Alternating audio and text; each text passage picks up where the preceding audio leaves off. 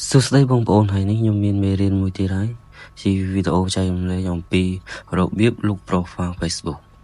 និយាយទៅមានបងប្អូនណាខ្លះដែលមិនទាន់ចេះយើងចង់លុប profile ដែរតែអត់ទាន់ចេះលុប profile អញ្ចឹងបងប្អូនអាចមើលវីដេអូនេះពីដើមដល់ចប់ហើយអនុវត្តតាមខ្ញុំមួយ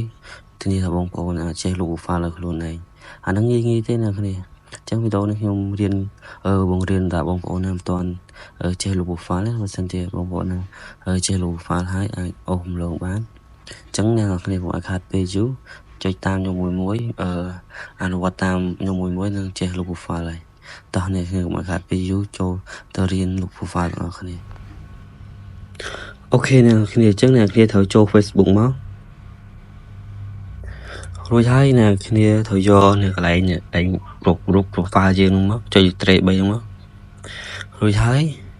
អ្នកគ្នាត្រូវអូសយកពាក្យថា setting and privacy នេះអ្នកគ្នាពាក្យហ្នឹងចុចលើហ្នឹងមករួចហើយអ្នកគ្នាបន្តចុចពាក្យថា setting បន្តមកទៀតអ្នកគ្នាត្រូវអូសយកពាក្យមួយ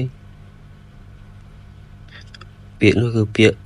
profile looking នេះអ្នកគ្នាពាក្យហ្នឹងអ្នកគ្នាចុចលើហ្នឹងមកអញ្ចឹងដើម្បីលុប profile បានអ្នកគ្នានេះចុចយកពាក្យនេះ look your profile អញ្ចឹងអ្នកគ្នាចុចលើពាក្យហ្នឹងមក